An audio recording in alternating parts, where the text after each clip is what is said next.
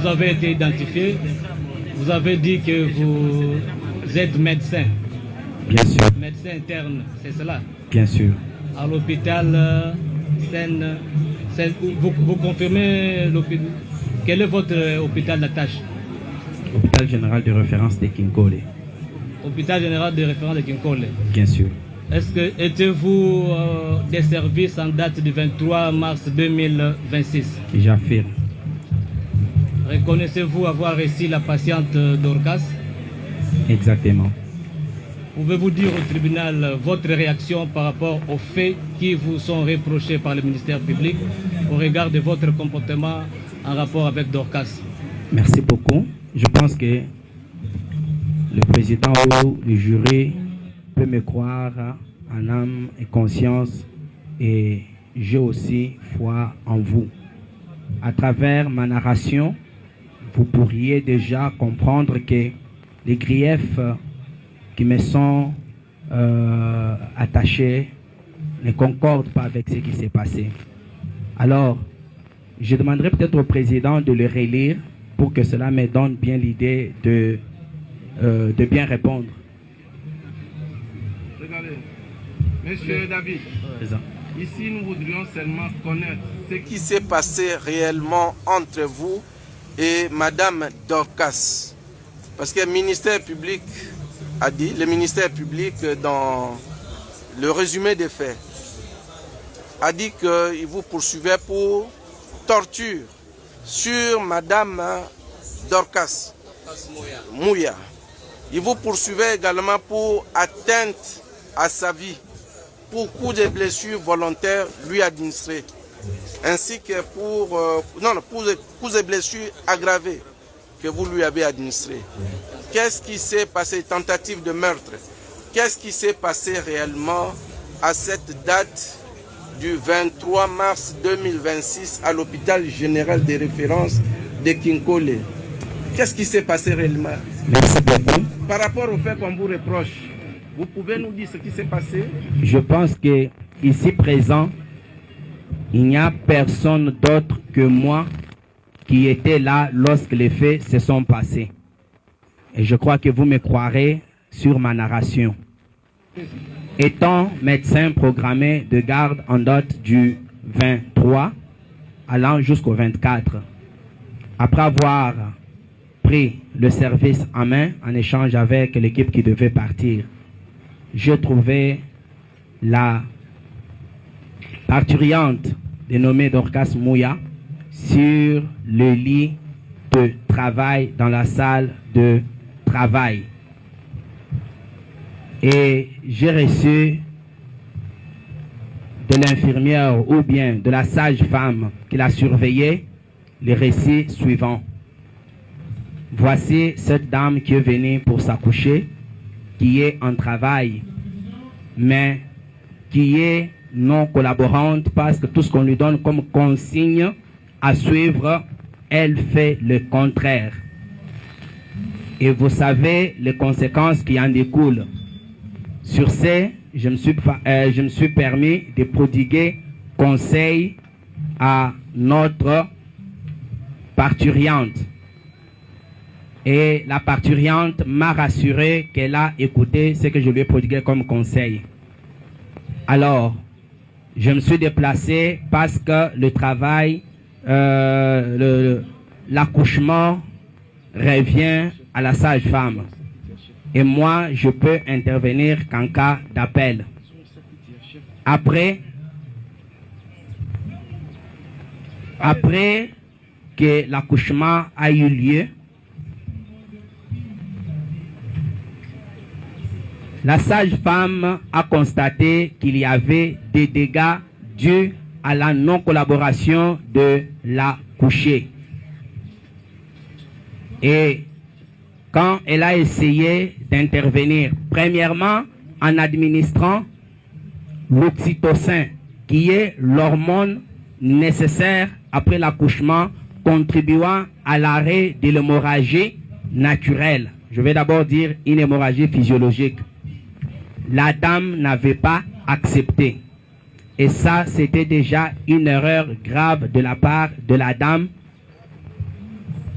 parce que cela pouvait conduire à des dégâts.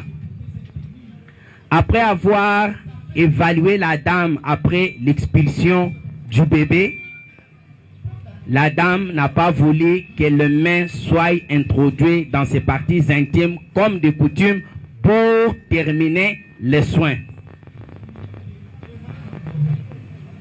Et après avoir objectivé une déchirure des parties molles de notre accouché, la mesure à prendre est la suture ou la réparation.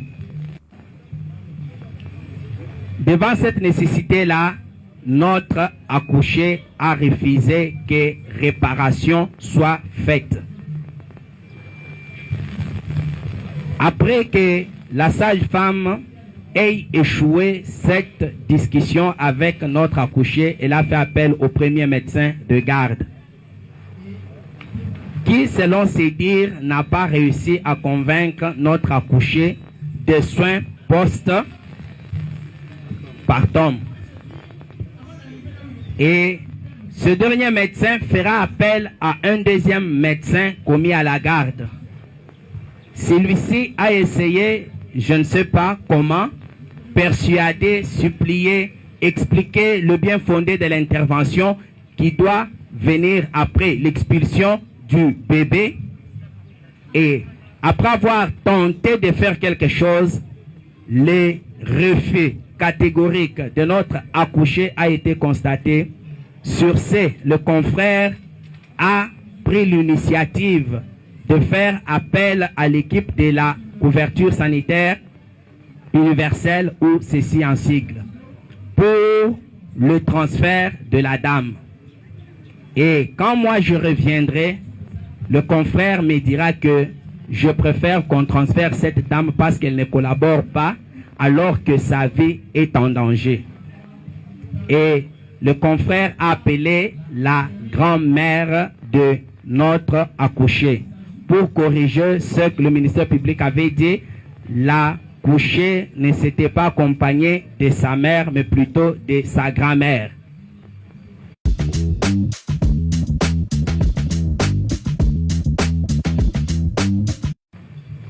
Et le confrère lui a expliqué le fait pour dire: nous allons transférer votre petite fille à cause de son refus de collaborer ou de nous permettre de l'aider alors qu'elle court le danger.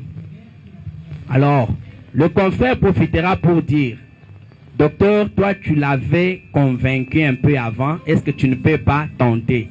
C'est là que je dirais, premièrement, je ne souhaite pas qu'on la transfère parce que nous sommes un hôpital général de référence. C'est à nous de recevoir le transfert, et si ça nous dépasse, nous pouvons référer à un hôpital secondaire ou tertiaire ou primaire. Mais laissez-moi d'abord tenter. J'entrerai dans la salle où l'accouchement a eu lieu et je trouverai la dame ou l'accouché sur les lits. Bien sûr, après l'accouchement, il y a un saignement normal d'environ 500 millilitres, c'est permis. C'est quand on va déjà au-delà que ça devient un problème. Alors, l'accouché me dira: docteur, toi tu peux venir me traiter, mais qu'aucun de tes collègues ne me touche. Qu'aucun de ces stagiaires ou infirmiers ou sages-femmes ne s'approche de moi. J'ai dit: ok, il n'y a pas de problème, je commence avec toi. Je crois qu'on peut finir avec toi. Alors, quel est le problème? Ils m'ont exposé le problème là-bas où l'accouché ne veut pas qu'on puisse l'aider pour suivre les soins qui avaient déjà commencé. Sur ce, je lui expliquerai le bien fondé de la poursuite de ces soins et le danger pourri en cas de refus. La dame me dira: toi, tu peux le faire. Je suis médecin. Les autres plaident avec leurs documents. Moi, mes documents ou mes outils, à part la science que je détiens, ce sont les instruments. Devant une femme qui a accouché, qui a connu la déchirure de ce parti molle. La science nous dit ceci. Si on ne procède pas à la suture de ces déchirures-là, l'hémorragie ne tarira jamais, quelles que soient les autres méthodes que l'on peut utiliser. Même si cette hémorragie-là est normale. S'il vous plaît, docteur, ce n'est pas pour vous interrompre, hein? Merci. Mais c'est pour avoir quelques précisions. Lorsque vous avez appris que Madame Dorcas refusait de collaborer avec le staff médical et que vous avez pris les choses en main, qu'est-ce qui s'est passé? Vous êtes allé prier avec elle? Est-ce que vous l'avez appelée quelque part ou vous êtes allé vers elle, vous lui avez parlé tendrement? Ce qui s'est passé réellement, c'est quoi? Est-ce que vous reconnaissez en des termes clairs lui avoir administré des petits coups, des petits... Non, je ne suis pas encore là. Non, mais nous, ici, on risque de vous laisser. Nous avons besoin des éléments précis. Pour que j'arrive au grief, je dois narrer les choses telles qu'elles se sont déroulées. Vous reviendrez après, même dans votre plaidoirie. S'il vous plaît, maître, laissez le tribunal. Qu'est-ce qui s'est passé lorsque vous avez appris que Madame Dorcas refusait de collaborer avec le staff médical? Les relations avec elle étaient cordiales. Vous avez donné un petit coup. Vous avez donné des paroles des paroles gentilles. Ça s'est passé comment? Merci. S'il vous plaît. Maître, vous l'assistez. Attendez. Merci. Je crois que je ne veux pas vous prêter intention, mais vous voulez peut-être que je précipite la narration. Ce n'est pas précipité, c'est l'instruction. Hein? L'instruction, c'est une question de... C'est un jeu, une étape de question-réponse. Vous aurez le temps de développer tout ce que vous dites là. Mais pour l'instant, nous avons besoin des éléments précis. Hein?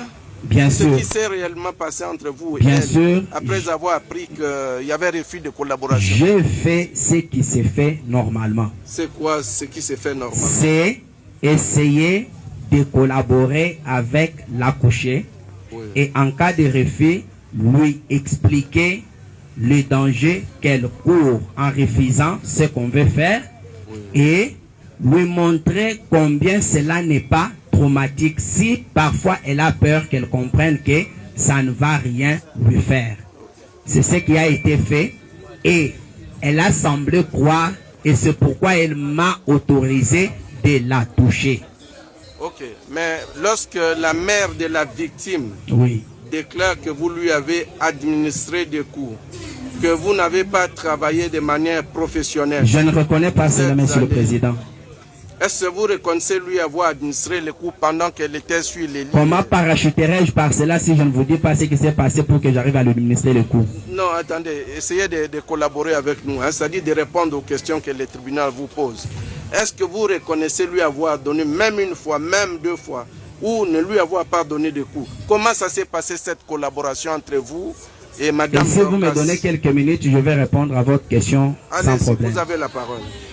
Mais répondez aux questions comme vous... Non, ne vous laissez pas intimider. Non, non. Vous parlez avec les tribunaux. Je sais que...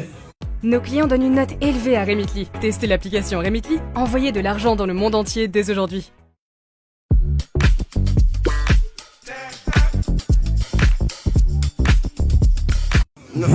Vous êtes un homme scientifique, vous comprenez. Oui. Mais il y a une clameur publique. Il y a les gens qui ne savent pas ce qui se passe. Il faut les ignorer. Qu'est-ce qui s'est passé? Il faut ignorer ce qui s'est passé. Voilà ce qui s'est passé. Oui. J'ai expliqué à la dame les biens fondés et les dangers courus au cas du refus de l'assistance que nous devons lui apporter gratuitement en âme et conscience parce que nous pratiquons la couverture sanitaire universelle. Les soins maternels sont gratuits. Oui. Et alors, comment, après lui avoir expliqué qu'est-ce qui s'est passé, elle m'a permis de travailler. Okay. Et en cas de déchirure, nous avons ce que nous appelons un écartère de doyen. C'est un écartère très nécessaire qui nous permet de visualiser l'origine de l'hémorragie. Sans cet écartère-là, vous travaillez aveuglement. Je lui ai expliqué que tu vois ça, ça va me permettre de visualiser d'où vient l'hémorragie. La dame me dira, je lui ai dit, Un gros bébé vient de franchir cette voie. L'IBND, c'est un petit rien, bien limé, c'est pas tranchant, comme le ministère l'a dit. C'est ce qui a été conçu par les scientifiques pour nous permettre de bien faire ce travail-là. Elle a refusé. J'ai dit, ok, pas de quoi. Est-ce que tu peux permettre qu'à la place de l'écarteur, j'utilise mes deux doigts, bien que cela ne me permettra pas, mais pour ne pas te faire mal, la dame dira oui. Or, ça, c'est un danger que moi, j'ai couru. Parce que là, à l'intérieur, quand vous suturez, vous risquez de vous piquer vous-même. Je le fais. Alors, le col utérin, d'où venait l'hémorragie, étant un organe interne, je ne peux pas aller le suturer si je ne le rapproche pas à la portée de ma vie. Je lui ai demandé, je vais utiliser cette pince en cœur pour approcher le col utérin afin de voir d'où vient l'hémorragie et de bien l'arrêter. Docteur, pas ça. Je dis non, madame, tu m'as dit que je peux t'aider et tu m'as permis de faire ce que je fais. Laisse-moi continuer. Et moi, je travaille avec les matériels qui sont stériles. Mes mains sont gantées de gants stériles. Il n'est pas permis à une tierce personne de les toucher ou de s'approcher brutalement de moi. À ma grande surprise, après avoir collaboré bien avec notre accouchée, pendant que j'amène les mains, elle prend ses mains sales par rapport aux miennes qui sont propres et pures et les repousse. Et quand j'approche avec la pince, elle saisit avec ses mains souillées de sang et repousse ma pince. Je dis, madame, tu ne comprends pas les dangers que tu cours. L'infection peut en suivre. Et je ne suis pas devant une petite déchirure. Je suis devant une déchirure qui, sans ce que je vais faire, rien ne peut arrêter l'hémorragie et le danger que tu vas mourir. Mais toi, tu ne le comprends pas. Or, si tu mourais, nous serons jugés par d'abord l'hôpital, puis par l'État, parce que le président, en introduisant la couverture sanitaire universelle, l'objectif, c'est d'éviter premièrement le décès maternel. C'est ce qui est grave. Alors, là, je suis déjà dans les détails. D'abord, la dame a posé des actes qui ne sont pas permis d'être posés. J'ai dit, d'accord, mais est-ce que tu peux me permettre d'être assisté par l'équipe stagiaire qui est ici? Il dit, non. Mais je ne peux pas travailler seul sans l'assistance. Et j'étais devant un dilemme et j'ai pu expliquer de toutes les manières, mais on dirait que la personne ne comprenait pas les bien fondés de mon intervention. Okay. Et en posant des gestes agressifs vis-à-vis de moi, j'appelle ça agressif. Je lui ai dit, je ne sais pas quoi faire devant ça, mais je comprends pourquoi les autres t'ont abandonné. Je fais appel à sa grand-mère qui est venue, qui a parlé. C'est le comportement avec cette fille, elle parle sans cesse. Elle réplique à n'importe qui, à n'importe quoi, au lieu de s'intéresser à moi, le médecin. Au point même de fermer la bouche à sa grand-mère, de Kolongolaye. Les autres parturiantes qui étaient là ont intervenu en disant, depuis 16 heures tu es là. Yomo konde ozamwasi akubota, biso pe toye pona tobota. Ndenge nini yo a privatisé, donc yo moko simbi ba médecin, biso bakota la biso quand. Et là j'ai à peu près 6 femmes en travail aussi, avec 2 lits. Bon. Et une à la porte en train de pleurer.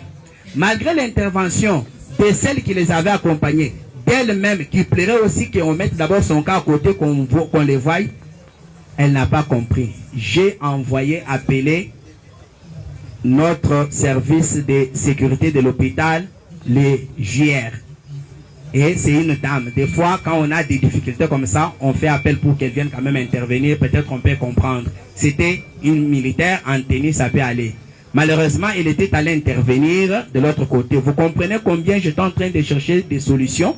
Et tout cela, ça prenait du temps, mais la femme saignait.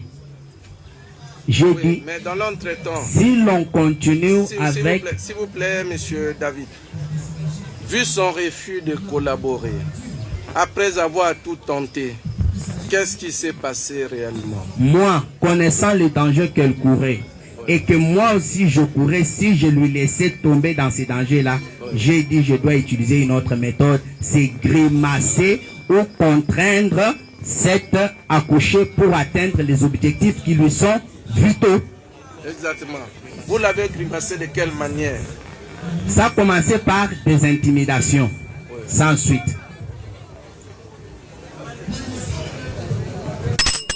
Silence, s'il vous plaît, silence. Et puis, on avait demandé à tout le monde de descendre. Comment vous vous retrouvez là-bas? Sécurité, faites-moi descendre tous ceux qui sont là-bas s'ils ne sont pas avocats. Descendez, descendez. Descendez là-bas. Sécurité, policiers, faites descendre tout le monde. Faites descendre tout le monde. Faites descendre tout le monde. Que tout le monde descende.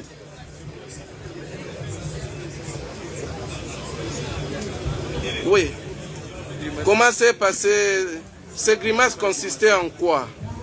Me repousser avec ses mains, tenir mes bras et les écarter. Non, vous-même, quand vous avez finalement décidé de... Non, d'abord son agressivité, je ne sais pas si vous pouvez retenir ça. Vous avez parlé de... Et essayer de cacher sa partie intime avec sa main pour m'empêcher d'intervenir. Ok. Voyez ce qui peut me pousser, Allez-y, docteur. Voyez ce qui peut me pousser d'aider par contrainte cette ignorante en vue de la sauver. Parce que moi je connais la valeur de sa vie. Come to Alibaba.com for sports and entertainment.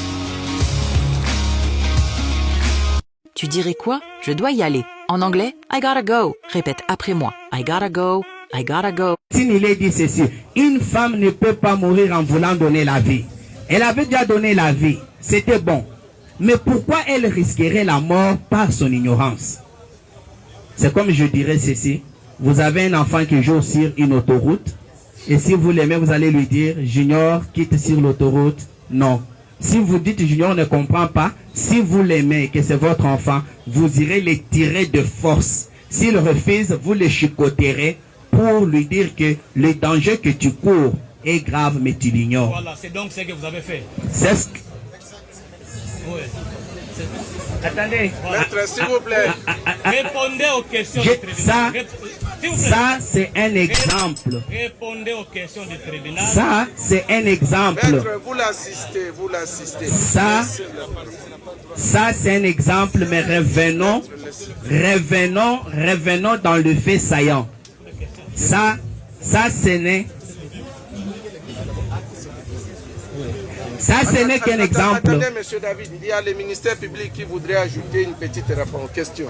Oui, allez-y, monsieur le procureur. Monsieur le Président, nous demandons d'abord au greffier d'acter correctement les déclarations du prévenu.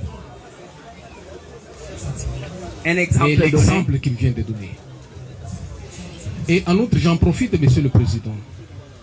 Nous constatons que le prévenu évite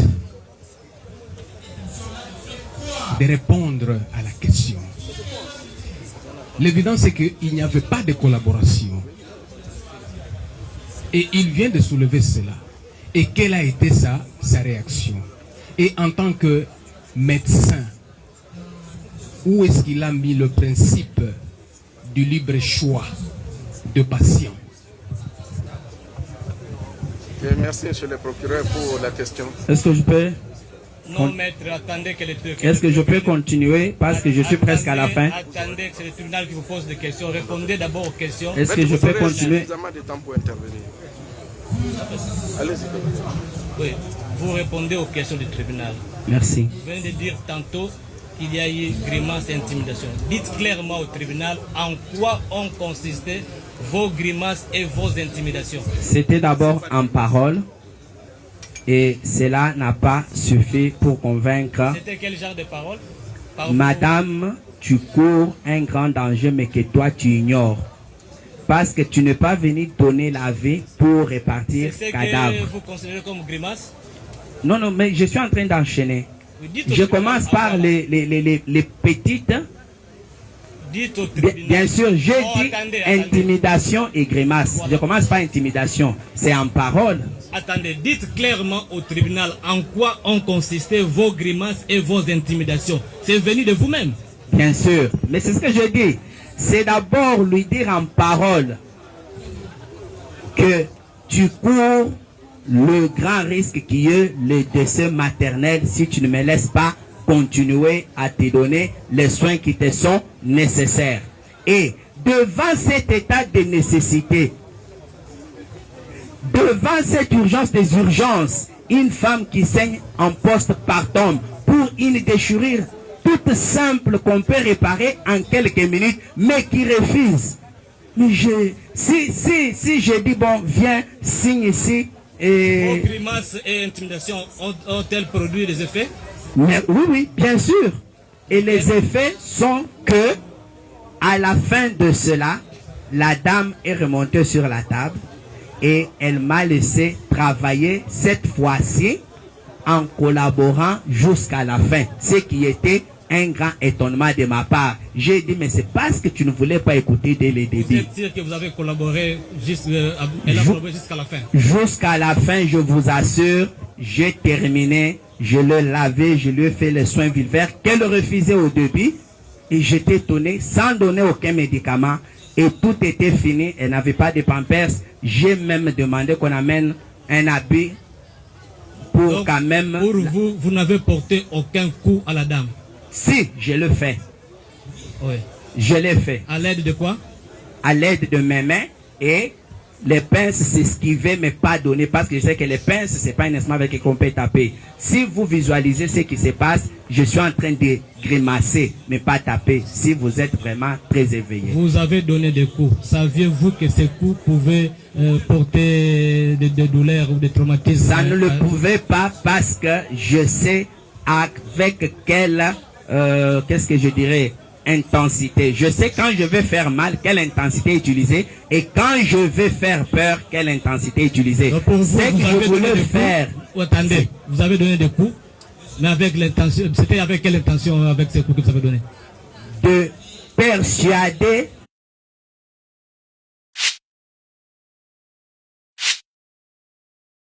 la parturiente a accepté ma proposition afin de sauver sa vie. Je n'avais pas d'autre choix après avoir épuisé tous les autres moyens devant une femme qui est congolaise. Devant une femme qui est... Tantôt, quand vous mettez votre main, quand vous voulez introduire les doigts, etc., elle l'avait repoussé. Et que vos mains étaient pires, elles ne devaient pas être touchées. Alors comment aviez-vous réagi? Comment aviez-vous repoussé ces mains-là? Comment? Avec quelle intensité aviez-vous repoussé ces mains? Lorsqu'elle voulait vous qu'est-ce que moi je fais? Moi je vais sursauter, je vais écarter mes mains. Mais malgré cela, elle les avait déjà touchées. Ah, c'est donc ce qui vous a permis de pouvoir lui porter des coups davantage? C'est pas ce qui a permis. Je vous dis que le coup ici, ce n'est pas par rapport à ce qu'elle a fait, mais les coups ont été portés pour sauver cette vie-là, dont la concernée ignorait le danger qu'elle courait. Je ne sais pas. Ne reconnaissez-vous pas que votre comportement a davantage traumatisé la victime? Je ne pense pas. Si ça l'aurait traumatisé, elle ne se serait pas en sortie indemne après qu'elle m'ait permis de travailler. Et je suis resté avec elle jusqu'au matin.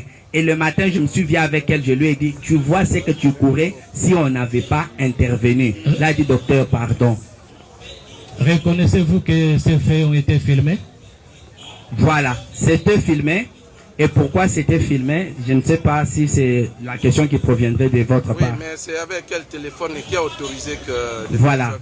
J'étais déjà devant un dilemme où les moyens concourus pour aider avaient échoué. Et que en cas de décès maternel, je comparaîtrai. Avec quelle preuve devant mes chefs, mon staff médical, le matin, devrais-je prouver que les faits ont été tels que nous les narrons? Vous parlez de votre staff. Est-ce que lorsque vous dites que la victime ne collaborait pas, la couchée ne collaborait pas, aviez-vous informé votre hiérarchie? Quand le médecin fait la garde, il est le numéro 1 de l'hôpital. Et À ce moment-là, je ne peux pas appeler le médecin directeur ou le chef de staff chez lui à la maison en repos pour lui dire il y a une collaborante qui refuse ici, qu'est-ce que tu veux? Il va dire mais docteur, c'est toi qui es là. Qu'est-ce que lui fera en ce moment-là? C'est à moi de trouver moyen, méthode pour aboutir à une bonne fin qui est celle de sauver la vie. Retenez que malgré tout ce que vous avez vu se dérouler, la dame est sortie vivante. Elle est repartie chez elle avec son bébé et aujourd'hui j'étais avec elle et son bébé et sont bien portants. Est-ce que c'est vous qui avez autorisé qu'elle oui, soit ça filmée? Pour me protéger moi en cas de non-collaboration jusqu'à la fin. Les faites-vous souvent? Arriver. Les faites-vous souvent? Non. Ça c'est la première fois? Bien sûr, c'est un cas spécial. Qu'est-ce qui vous a motivé réellement de pouvoir ordonner que la scène soit filmée? Pour me défendre devant ma hiérarchie, parce que de tels faits sont punis, pas seulement au niveau de l'hôpital, même au niveau de la présidence. Qui a filmé? J'ai seulement dit dans la salle où nous étions, filmer pour que... Qui était dans la salle? Est-ce que je peux terminer? Non, vous allez terminer. S'il vous plaît, maître. Répondez d'abord à la question. Qui était dans la salle? Parce que vous dites que vous n'étiez pas seul. Bien sûr. Oui. Il y avait une sage-femme. Maître, vous allez compléter. Attendez qu'il termine la question finale. Il y avait une sage-femme. Laissez le prévenu répondre aux questions. Maître, laissez le prévenu répondre. Vous répondrez, vous. Non. Laissez le prévenu répondre. S'il vous plaît, monsieur le président. Non, vous n'avez pas la parole. Vous nous donnez l'impression de vouloir... Maître, s'il vous plaît. S'il vous plaît. Bon, gardons notre calme. Hein? Un instant. Messieurs les avocats. Maître, s'il vous plaît. Gardez votre calme. Hein? Le tribunal n'a pas l'intention de perturber ou d'intimider les prévenus. Nous voudrions seulement avoir sa version des faits. Vous comprenez? Monsieur David. Monsieur le Président, nous avons compris. Attendez, vous n'avez pas encore la parole. Monsieur David. Monsieur le Président. Ça va? Ça va? Vous n'êtes pas perturbé, seulement, non? je n'ai pas aimé le comportement. Non, nous sommes tous... ce sont les questions du tribunal. Hein? Parce que si vous ne me comprenez pas, vous croirez à toutes les narrations. Exact. Je vous ai dit en avant que de nous tous qui sommes ici, seuls, j'ai assisté à tout ce qui s'est passé. Vous, on vous a raconté. Alors croyez-moi en âme et conscience, parce que moi aussi je vous crois. Exactement. Bon, nous avons compris. Mais vous avez tout à l'heure dit que vous avez utilisé la première méthode qui consistait à grimacer la victime. Ce n'était pas ça la première. Disons, une méthode souple quoi, par des paroles. Bien sûr. Mais est-ce que vous êtes passé aux actes, c'est-à-dire aux actions? Après les paroles, il y avait des actions. Bien sûr, il y a eu des actions pour contraindre le travail qui devait être fait. Parce que sans cela... Que le conseil recule un tout petit peu, hein, pour permettre également aux prévenus, même d'un mètre, s'il vous plaît. Parce que vous risquez même d'étouffer Monsieur David. Monsieur David. Monsieur le Président. Après les paroles, vous êtes passé aux actions ou aux actes? Monsieur le Président. Oui. Vous avez devant vous